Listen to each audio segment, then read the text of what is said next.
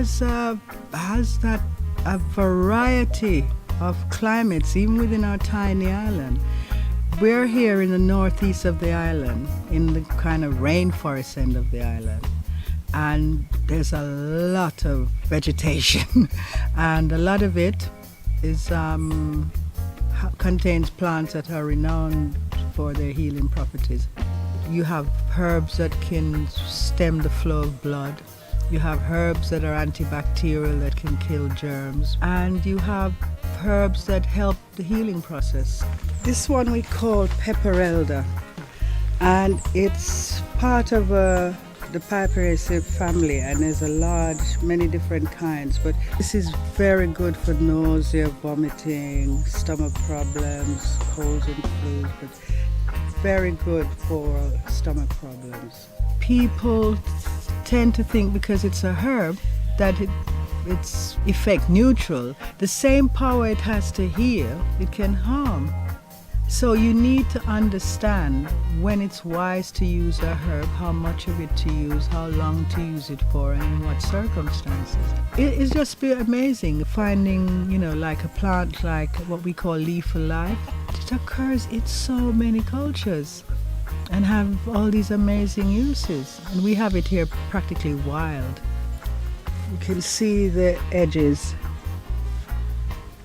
This is where the plant grows from, in these indents here. It's quite a succulent plant. When the plant gets very mature, it bears these flowers. Juice the leaves and use that juice for cold. You can use the juice to apply it to stings and bites and whatever. But the plant, when you warm the leaves, it's a great thing for joint pains, and I've hurt my knee and just warm the leaves, and that's all I've strapped on it. It's been amazing. Headaches, just tie on the leaves. It's just an amazing plant. It's got so many properties. Jamaica should have one of the most vibrant, productive plant industries. We should be making oils, we should be making products out of this amazing variety of plants that we have here. We have plants that I've seen economies developed elsewhere in the world, and I know maybe it's not going to make billions, but it could provide people with cottage industries and bigger developments. Essential oils are really big business, and we're chopping down a lot of raw material for essential oils. We have the essential oil for one that's called vetiver. It comes from couscous root.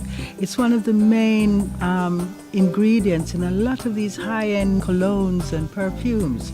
We have another one that's called internationally Ylang Ylang.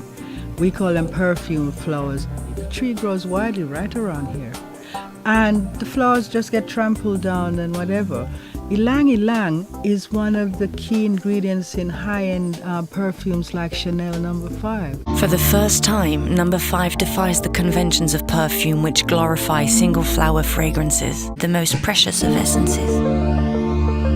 May Rose, Haitian vetiver, Ylang Ylang, Sam... Heard it for yourselves. Ylang Ylang, one of the key ingredients in Chanel No. 5 perfume, grows widely in Jamaica. Moving right along. And other ones, we have sour orange that could be making neroli and petitgrain. We have the raw material for a wide range of essential oils, healing ones. We could be making soaps, skin creams, a whole lot of products with added value out of the natural plants. And I'm looking forward, hopefully in the very near future, to putting the book out there, because I've had such a great response. And I've met so many people virtually through the website, and it's been very encouraging and motivating. And I think this is one of the first books that's really looked at both traditional and modern research, and showing how modern research has confirmed many traditional uses, but has also pointed the way to even wider uses, because we never used to use soursop for for cancer. Blessed love, Empress. Give thanks for your upful information.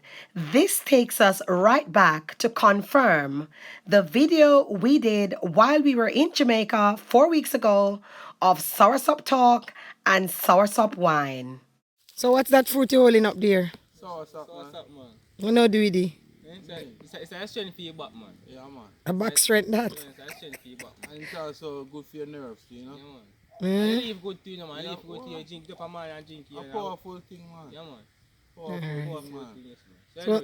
So now all a reason about the soursop here now? Yeah, man. I tell you, man. Right. Look funny. Natural. Mm. Shaped like a love heart. No artificial. Yeah, Bless. Yeah, the love for the body, you know. Right. Nourishment, you know. Right. Up. And the power, you know. Up. Yeah, man. Up. And here you have it, people. Remember, it was I who said, I just don't talk the talk, but I walk the walk. Moving right along. Or guinea hen weed. But now modern research is showing that that's what those plants have the potential to do. So that's what we have to go with. And I think I put a lot of effort into trying to document what's available.